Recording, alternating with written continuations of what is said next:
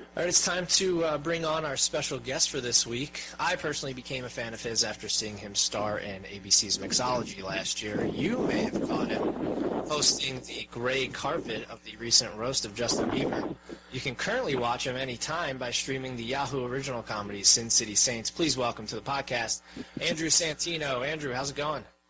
Oh, guys, it's fantastic. I'm so happy to be here on the phone with you guys. This is the way I like to meet people. Through the phone. Through the phone.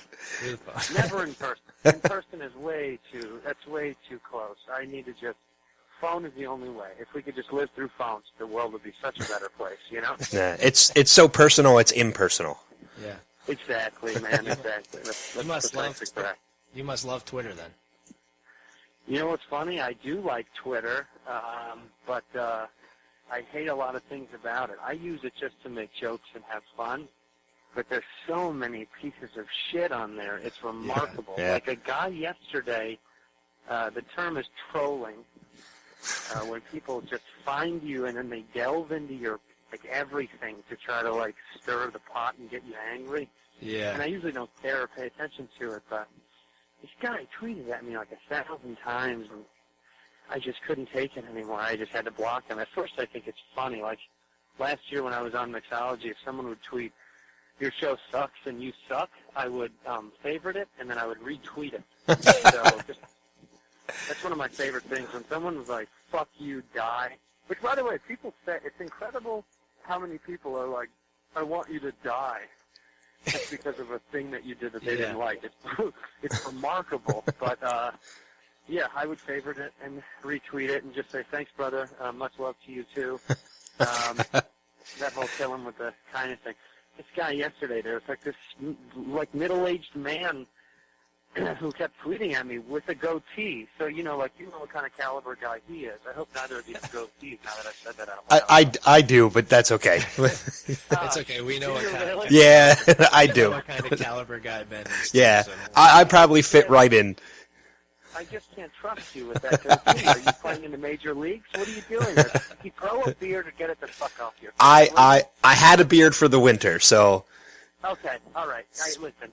But you're not a middle-aged man who's trolling the internet to say mean shit about me. But anyway, I do love social media. But when it gets to that kind of stuff, then I'm just like, you know what? I might as well just get off of it because it's just such an awful place sometimes for no reason. So speaking of beards, you recently shaved yours, didn't you? Every time I had seen you up until the roast, you had a beard, and you look so much younger without it. Yeah, yes, I look my age. I probably look. I'm 31. And with the beard, I probably look 68, but without it, I look my real age. But I like having a little bit of a beard all the time. I'm usually a beard guy. It covers up the imperfections on your face. And if, you know, the girl that you're seeing is not being nice to you, you can always scrape her face with it when you go to kiss her. It's almost like a defense mechanism as well. But I had to shave because I was going through pilot season, and CBS asked me to shave for this thing, and I shaved, and they didn't give me the fucking role anyway. I wish I never shaved. In retrospect, I wish I never shaved, but maybe it was a test there. Like, if he shaves, he just conforms. It's not working out. Yeah. Hell, you know what it is? These guys, they beg you to do stuff. They're like, "Could you please? We would really love it. Oh, my God, please." And you feel like you're doing the right thing sometimes, but you're probably, you know what? You're right, even though you don't know it. You should just say no. Advice to all future actors and comedians: say no to everything. Say no to everything they ask. Just say no. Just say no. It wasn't about drugs, that whole thing, I realized. Drugs you say yes to. Say no when they ask you to do something. Just say no. That's the lesson I've learned. Let's get on to Sin City Saints real quick. For anyone who hasn't checked it out yet, on Yahoo, streaming live for free. Tell us a little bit about the show and your character, Jake, the owner. Cool. Yeah, I also want to say it's on Yahoo Screen, which is it's on. If you go to Yahoo, you can find it on Yahoo Screen, which is one of their subcategories of showing original content. Yeah. And it's even easier to find. Sorry, that's my chauffeur. It's even easier to find on Apple TV, and the Yahoo app is new, and they have all sorts of cool, simple things on there that you can play with, and it has no ads, so there's no advertising on Apple TV, which is what I love. But anyway, Jake Tullis is the owner of this team, the Saints basketball team in Las Vegas, the first professional basketball team in Las Vegas, and it's exactly how you think it would be. It's a boatload of chaos and nonsense, and I am the owner of the team. Tom Arnold is my right-hand man, and Mullen Ackerman is sent from the league to kind of whip us back into shape. And it's loaded with just a shitload of great comedic moments. The series kind of starts with our star player, Ladarius Pope, gets run over by the Pope Mobile that he comes in every game in, like a golf cart. And from there, the team kind of begins to fall to pieces, and we kind of just see how that series continues and how I try to just put the pieces back together of what is clearly so beyond broken. And it's great, man. We have some really great moments in there. There's a lot of dick jokes, masturbating jokes. There's a lot of poop and fart humor. If you're into really highbrow stuff, you can take a hike. It's just funny. It's just straight up funny. It's directed by Brian Gordon, who did Curb Your Enthusiasm. He's part of the Larry David camp. And Fred Savage directed two of them too, who was awesome. Oh, cool. Our Wonder Years boy, yeah. And it was incredible, man. It was a great time. There's all 8 episodes, and you just get to see me get pie on my face all the time. I mean, every episode, it's like I screw up something every episode, and then you get to see the beautiful Mullen Ackerman every episode too. So that if nothing more, that's worth it. Nobody wants to see my ugly orange face, but she's pretty. So you can look at her whenever the screen is on. Well, you're right about one thing. The show is fantastic. I just finished the 7th episode, so I only have one left. I'm going to finish it up. Nice. The show is really hilarious and a great cast for Yahoo not being really too well known for its original series. A great cast. Even Rick Fox, a former Laker. Yeah. Were you a big fan of the NBA going into it, or did you have to kind of familiarize yourself once you got the role? No, man. This was a dream come true. I'm a Chicago-born kid who grew up with the greatest basketball player to ever pick up a ball. Yeah, you're lucky. And yeah, I mean, like that's how I grew up with Jordan and in the Jordan era. And basketball was always my first love. I mean, I do like football and baseball and hockey a lot, but I always was a Chicago Bulls kid. I mean, to this day, the NBA and college basketball kind of take precedence over all the other sports that I watch, so I didn't have to familiarize at all. I mean, this was my way to go. Mullen, on the other hand, was hilarious. Mullen thought everybody was LeBron James. She didn't she's literally hysterical. She's like, is that LeBron? Is that LeBaron? Like, it's not LeBaron. And no, LeBron James will not be on the show. But no, Rick Fox was the man, and I got really close with Baron Davis, who's on the show. He plays our kind of saving grace, our star player that returns to the NBA, or returns to our league, I should say. We're not the NBA. And him and I, became homies. He's the man. Baron's so cool. He's a good actor. He's funny, and he's a good dude. And the story of Baron's life on the show kind of mimics his life in real life. He took a break from the league, and he could have kept playing, and that's kind of what his character is exactly about. It was awesome. I mean, we had a few NBA legends stop by. John Sally does some of the announcing, so it was incredible. Yeah, to watch yeah, those that's guys. right. And, like, being a fan of pro basketball was great. I mean, I would say if you're a sports fan, you'd like this show, and if you're not, you'd still like it because it's not completely centered around sports. There's some great moments that have nothing to do with sports, but I think it needs to be just pushed out to all these sports fans across the world, and they'll get a better grasp over how good it is. Yeah, I mean, the NBA is not my favorite, but we here in Philadelphia have the Sixers right now, so I mean, how can it really be my favorite at this point? I know, I feel bad for you guys, but hey, look at us. Are you kidding me? If I have, Derrick Rose can't get right, and yeah, it's awful. Although we've had some guys pick up the slack. Jimmy Butler's the man, and he's gotten almost seriously injured, and Aaron Brooks is great, and Noah's trying to keep it together coming up to the postseason, but. I know tragedy, bro. After Jordan left, we don't have much else in Chicago. I mean, we're not Philly, but we're teetering near it. Yeah, I mean, a lot more mucky. You at least have something though, with that past with Jordan and Pippen and that team. Like the Sixers don't have that at all. Like they're just. Yeah, I mean, we had AI for a little, but we only which is like the greatest. Yeah, got to the finals at least. No, yeah, I know, and I know what you're saying. We don't have much to hold on to now. I like hockey a lot, so I like the Blackhawks, and those are kind of the guys to watch because everybody else sucks. The Bears suck. I'm a North Side Chicago guy, so I'm a Cubs fan, and they suck. They're embarrassing, although everyone is jabbing on this year about how good they're going to be this upcoming year with all the moves we've made. But, that's the same speculation we have every year. I feel like it's the same thing I read in the paper. This next year, and then I go to some spring training games, and you hear all the chatter, but I feel like that's all talk until the game starts. We'll see what happens, Oh, so the whole there's always next year isn't just a popular phrase in Philadelphia? No, dude, that is how Chicagoans live and breathe. There's always next year. In fact, that's how these people live their whole lives. And if the weather is so bad, that's why I left. I left so many years ago because I hated the winters, and Chicagoans are like, well, maybe next year's winter won't be so bad. Yes, it will. It will be just as bad, if not worse. Get out of there. I will. So I do love Philly. Philly, I'm a big fan of. No lie, I play Helium, the comedy club there. I've done it twice, and I love it. I absolutely love going to that club. It's in. It's on. I think it's on Congress. Is the name of the street? I'm totally wrong. Sampson. Huh? Sampson Street. Oh, okay, right. You're right. That's right. Yeah. I like it. It's fun. It's a little sketchy, but it's really fun. Yeah, I go to Helium quite a bit, actually. I'm a big fan of that club, too. Well, I think I'm going to go back this year. You guys will come and we'll hang out, we'll get drunk, and we'll hit on transvestites. Sounds like my kind of night. Hey, real quick, getting back to Sin City Saints, I got to ask, was it weird being able to kind of treat Tom Arnold like shit for most of the season? Yeah, it was. Tom and I grew very close because we worked together so often, and Tom being a stand-up and me being a stand-up, if you have that immediate bond because you both like to feel like shit all the time. So we got along so well, and he's the man.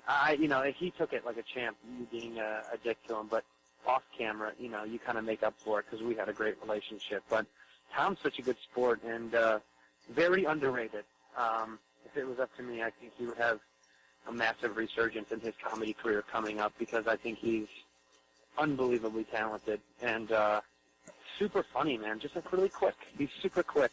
He doesn't miss a beat. And, he's a lot for some people to handle, but if you know how to bounce with him, when he's on camera, when you get him, you get it. You know what I mean? I think that's the only way to say it. Some people just don't get it, but I totally get it. Yeah, Tom is but it was great.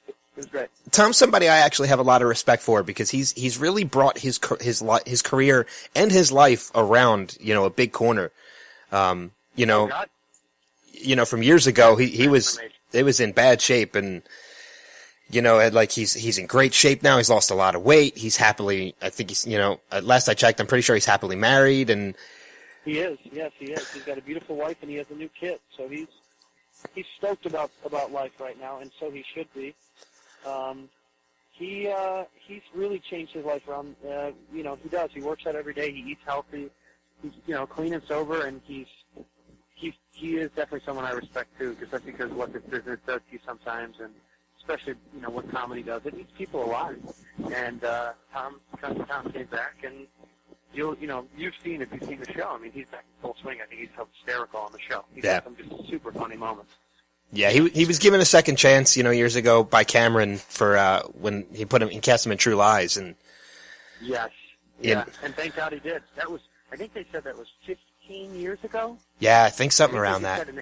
They had an anniversary for it, but he's had some great stories. Tom's good at, he's good about telling stories. James Cameron, they were so far over budget that I think they had to shoot 48 hours one scene. They had to do like a 48-hour run, and no one got any sleep. And James had gone out of his way to ask if anybody had a problem with it, and Tom was gung ho about it. And he was like, we'll just do it. Let's do it. It's enticing. It sounds fun. So I think that was kind of like his resurgence, and by way of also became very close with Arnold Schwarzenegger, which he has a million good stories of. He loves talking about Arnold. Yeah, he was on a local station here in Philly, probably I think towards the end of last year, and he told the story about how Cameron really went to blows for him to get him into True Lies, and Fox said, no, he's too much of a liability. We don't really want him in it. And Cameron was ready to turn around and say, well, that's fine. I'll take the movie somewhere else. Yeah, he did. That's when you hear about loyalty, it gives you hope, I guess, for the business, because no one at all is loyal. But Tom is a loyal guy, and I think that has a lot to do with his character and the people he keeps around him. And most of those people around him, if not everyone, is a loyal person. He doesn't really trust, people that don't have good intention. And that's something that reflects in your character. Cameron did the right thing, and Tom is grateful for it. Yeah. But it was awesome working with him, man. All the time with the stories. He had so many of them. So, I know going back further in your career, towards the beginning of it, you worked on Punk'd on MTV. I did. I did. So does that make you a bit of a prankster, or was that just something that you enjoyed doing with help? No, I got it because I co-wrote a pilot for Comedy Central with another really funny comedian, Ian Edwards, who's a genius, who's done a lot of stuff. He wrote on SNL, Boondocks, and I think he writes on Blackish right now on ABC. And him and I wrote this kind of sketch/prank show for this studio that also did Punk'd. At the time, Punk'd wasn't back up, but we got hired to write that. That was probably my first writing job. And in the meantime, they had talked about bringing Punk'd back, and I had said I was a comedian, and an actor aspiring to get on something, and those guys were all about me doing it. And Ashton and Jason, the guys that run the studio, were into it. But yeah, I wouldn't say I'm a prankster in public. I just know how to improv with people and fuck with them. I know how to put on a straight face. So it was fun. It was a super fun time. It was the toughest time because we did super long shoots for no money and big elaborate pranks for celebrities that kind of didn't appreciate us doing it. So yeah, it was a point in my career, and I enjoyed it very much. But I'm happy I don't have to do hidden camera shows anymore. Speaking of Comedy Central, I know earlier this week I turned on the pre-show for the Comedy Central roast of Justin Bieber, and had no idea, but you were the host, or co-hosting. I was the host for the red carpet, or the gray carpet, and I had picked a good friend of mine, Sarah Kiana, who's another comedian, to be the co-host with me, and it was awesome. And that was kind of due to the fact that I'd known Justin since we worked together on Punk'd, and his whole camp was enthusiastic about me doing the red carpet, and and it was super fun, man. I had a lot of fun. I had to walk the line over being nice and also making a few cracks. You can't be too mean before they go inside, otherwise they won't want to walk the red carpet. Yeah, exactly. But yeah, Comedy Central has shown a lot of love. I did that. I'm doing At Midnight on the 7th of April. I was actually just going to ask, because I know Sarah just did it the other night. Yeah, I'm doing it again on the 7th of April with Adam Ray, who's a great comedian, and Jessime Peluso. And then this summer I'm going to tape my special with Comedy Central. So they're all over my radar lately. It's been awesome. They show me a lot of love this year, and I'm happy about it, man. That'd be great. Yeah, At Midnight's a great show. I know we'd love to talk to Chris at some point, later on down the road as well. And then you just mentioned Jessime Peluso, who's actually going to be at Helium this weekend here in Philly. Oh, fantastic. She's very funny, very talented girl. Yeah, so I mean, so you've been friends with Justin for a while then? I wouldn't say friends. We don't go to lunch, but I've known him since the show, and when we did Punk'd, he kind of, he became a part of our whole crew, because that's when we were working all together, and I became friends with some of the people that work with him. His manager and one of his stylists is a very close friend of mine, and we kind of all stayed in touch, and, I've seen the kid kind of go through what he's gone through and come out somewhat a little bit cleaner on the other side, and, he's got a long career ahead of him, so we'll see, but people like to shit on him, so the roast was a good opportunity to let everyone just dump shit all over his head, and I think he used it as a way to say, here, get it out, you're going to get it out, get it all out, say it to my face and say it, and then we'll get it over with, and then maybe they'll garner a little bit of respect, and I think maybe it did. I don't know. I mean, I'm not the public meter, but I think some people appreciated him letting himself get shitted on. There's a level of respect that comes along with that. Yeah, well, I can tell you, So, I can tell you, I'm a big fan of the roasts. I haven't missed one. I've been watching them since they were still the Friars Club roasts that Comedy Central used to air. the original. Yeah. And I was a little thrown by the idea of Justin being the next target. And, I go right along with what you said about, how people shit on him for a while. But again, I also fall into what you said too, is that I actually gained a little bit more respect for him by the end of it, especially because he was a little more open and honest and truthful at the very end of it. Pretty much almost apologizing to the public for being who he was and how he said, he was kind of thrown into that life and when you think about it that way, you kind of agree with him.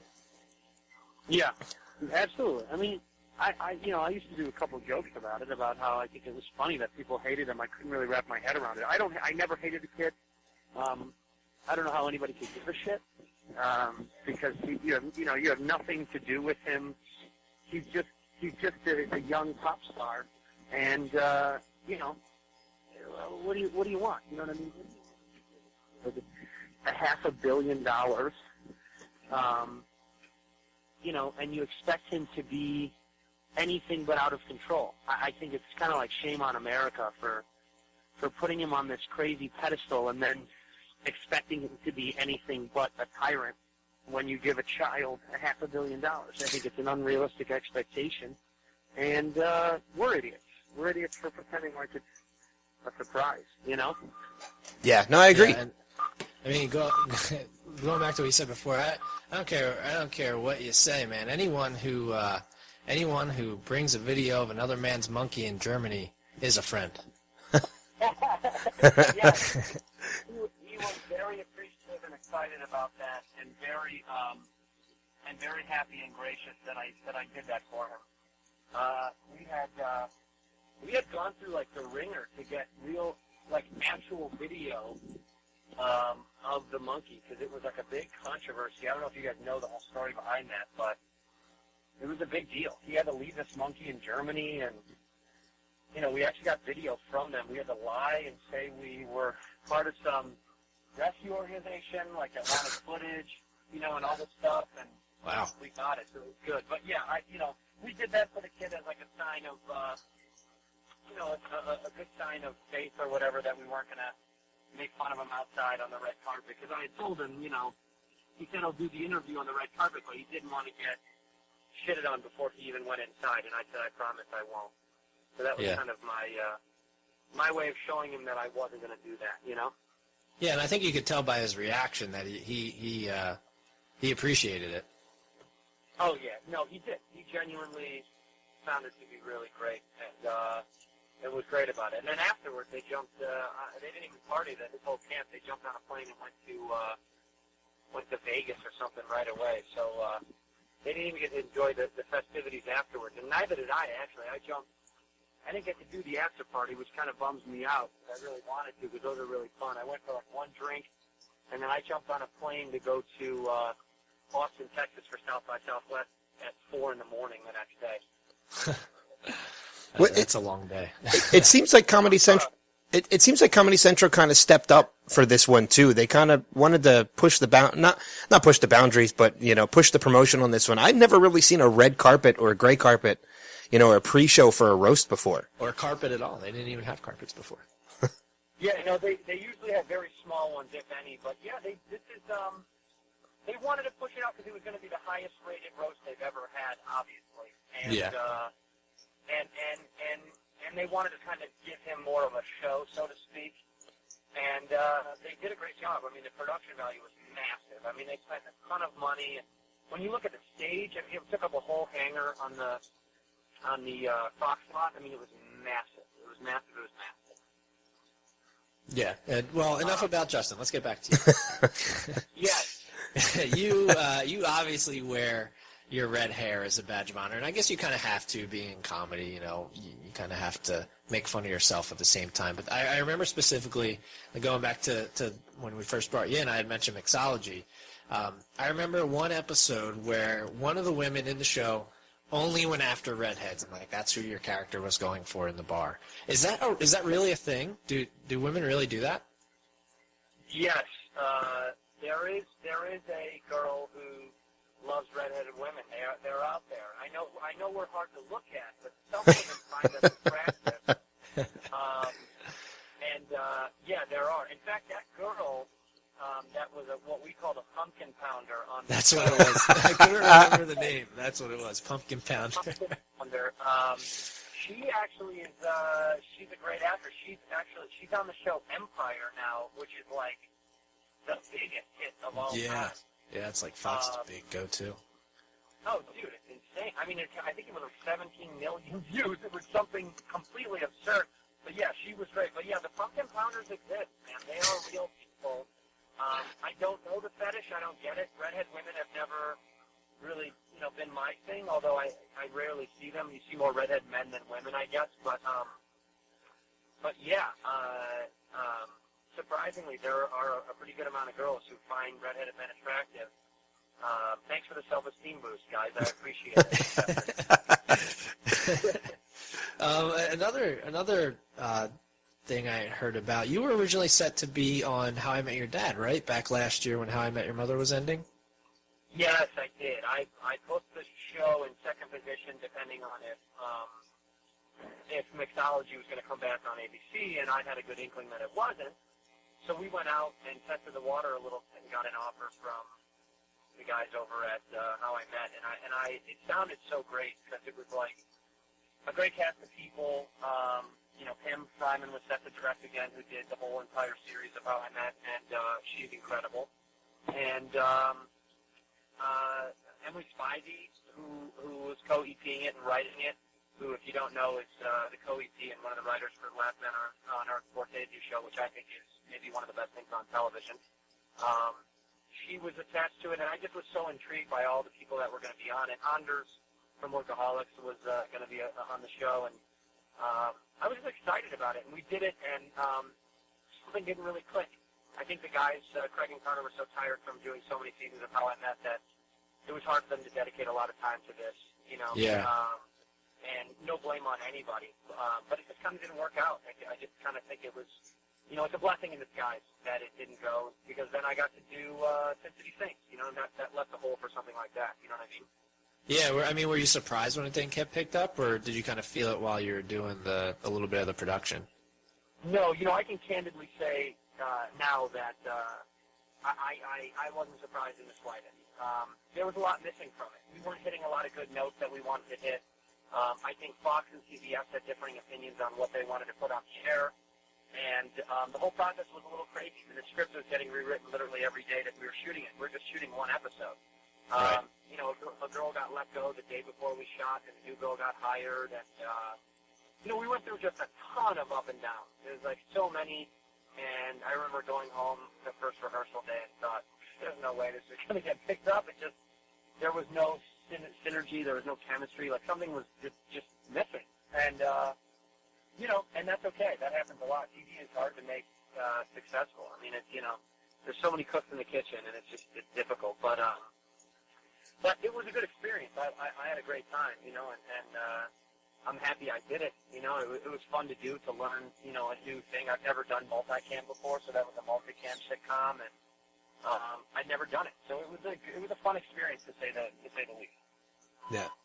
I know, getting back to your stand-up that you had mentioned before, you had mentioned that you had been here in Philly and, you played Helium and things like that. So do you still get to tour a lot now that you're not doing Sin City Saints, or that you're in between, hopefully, what's going to be a second season of Sin City? I'm doing a little bit of stand-up now, locally around the Los Angeles area, because I'm prepping to do an hour. So I'm kind of been working out that, and then I will go on the road a little bit here, but I am kind of waiting to see what happens with that, and then plan my schedule accordingly. I hope it comes back for a second season. I hope enough people like it and think it's funny, but I will be organizing a tour in the later part of the year, probably in the fall. Oh, cool. So it wouldn't affect my Sin City schedule if we did it again anyway. So for now, I'm kind of taking it easy and focusing on other stuff, and I'm in talks and developing some stuff. So that's kind of my priority, and doing stand-up locally here. I mean, I'm up in L.A. every single night, or in the Southern California area. Tonight I'm down in Irvine, and then I'm doing an hour in San Diego the following night. So I'm constantly working on it. And if I'm not, on the road, I'm at the Comedy Store, the Laugh Factory, the Improv, or a lot of clubs around town. I just shot my my bit for my set for the Meltdown Season 2 on Comedy Central with Jonah and Kumail, which was really fun. And that comes out in the summer. But, I've just been working locally, and, I want to get back out on the road a little bit, but if I can stay at home and work here, it's a little bit easier for me, Yeah. Where's your, you mentioned the Comedy Central special. Where's that going to be filmed at?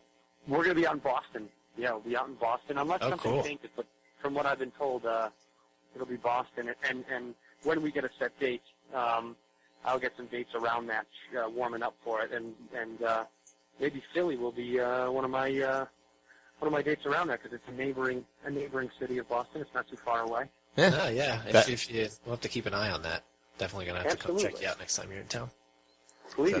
I'll definitely put one of you on the guest list. The other one, you guys are taking over it. Well, see, now I feel... I don't have a goatee. I was just going to say, I have the goatee, so I'm probably going to be left off the list. No.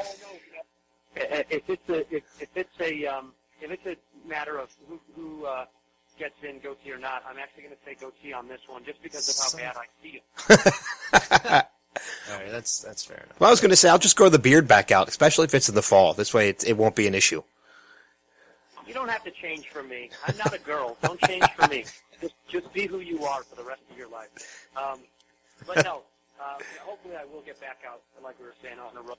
And, start working out the road again. I do enjoy it. I do it often, and sometimes it wears thin on you, but I've taken enough of a break where I only go out once in a while. I just did Phoenix, and like I said, I was in Arizona. I was in Austin doing South by Southwest, and then I'll be back out on the road for sure in no time, and I'll post all my dates on andrewsantino.com, which is where people can go to see all my content and all the stuff that I'm doing and all that jazz. Yeah. Well, I mean, we're in good with Helium too. Like, we talk to their PR rep, and so we know who's coming to town, and we usually try and talk to people who come in. So if you make it into Philly and you play Helium, we'll definitely have you back on, and like you said, I'd love that. Have some drinks and hit on some transvestites or whatever. I think that sounds good. I'll comedy. You guys provide the drugs. there we go. How long were you in Philly last time? Did you get to hang out for a few days and see some of the sites, or? I did. I was there. I did the whole, it's like a Thursday through Sunday run, and I got to see the sites. I got to go to Geno's versus Pat's. What did you take? I have to ask. Yeah, the cheesesteak war, and Love Park and all that stuff, and all the quintessential touristy bullshit. Because I'd been to Philly before, but I'd never really done anything there. I don't think. I just I was passing through maybe, or I was there for a day, and I did all the quintessential touristy stuff and had a good time, and had some recommendations that I'd never took up from Dom Herrera, who's a Philly guy, who's one of my favorite comedians. But he told me where to go, and I don't think I went to any of them. I just got too swamped up. But yeah, I'm excited to come back again. In fact, two of the local guys, two radio hosts there, took me out and about and around, and we went and had drinks. And God, if I could remember their name, it'd be helpful. But I just don't. I'm not gonna lie. I could venture a guess. There's a pretty big Philly morning show around these parts. It's not them though. If they took them out for drinks, because one of them doesn't drink. That's true. Yeah. Maybe I don't know their name, and it could have been another city. I'm just kidding. I'm pretty sure it was Philly. But either way, you know what? Who knows? Well, but when you come back when you come back to Philly, we'll be the two radio guys that take you out for drinks. I'm into that. There you go. Me. And you're not just radio guys to me. You're more than that. That's such a great bond we have. I think we're better friends than you and Bieber at this point. Well, anybody is better friends with anybody with that kid. I think I'm better friends with my tennis shoes than I am with him. But inanimate objects are probably more meaningful than his friendship. But yeah, we're close now, and when I come back to town, we'll link up and we'll do the damn thing and tell all your fans to watch Sins to be Saints on Yahoo and Apple TV and keep pushing it for us so we can get another season and I can keep touring instead of moving back to Chicago and living with my dad. in the snow. Yeah. Yeah, in the shitty weather. All right. Well, yeah. I mean, this has been great, Andrew. Make sure you check out Andrew again, like he said, on Sin City Saints anytime on Yahoo. I think you just screen.yahoo.com will get you where you need to go. Also, make sure to follow him on Twitter and Instagram at Cheeto Santino. I love that name, by the way. Yeah, that is a good tag there. And It's the color of my skin and my hair, and I figured it was only appropriate if it had some kind of rhyme to it. So I will say the the one episode of Sin City where you had to kind of give up sex or whatever, and you were going for jogs. You might have some of the palest legs I've ever seen. You're right, and you know what? I do that on purpose to keep away the gay community, because many men think I'm gay because I'm gorgeous, and I'm not. I want to let them know that I'm not, because most gay men tan, and I don't tan, and so that kind of keeps it at bay. Because usually I clean up in the gay community. I live here in Los Angeles in a neighborhood called West Hollywood. It's probably our predominantly gay community, and I love it because I get hit on every day. But to keep them at bay, to keep dogs at bay, I just keep my legs real pale. You should see my stomach, real see-through. Real see-through. Well, like Andrew said a little bit ago, again, make sure you go to andrewsantino.com if you want to see what else he's up to, see when he's doing some of his comedy tours, especially when he gets back on that. So, Andrew, thank you so much for joining us, man. This was a good time. Dude, thank you so much for having me. I appreciate you guys. When I'm in Philly, we'll get it together. Yeah, definitely. All right, stick around. There's more Showcast coming your way in just a second.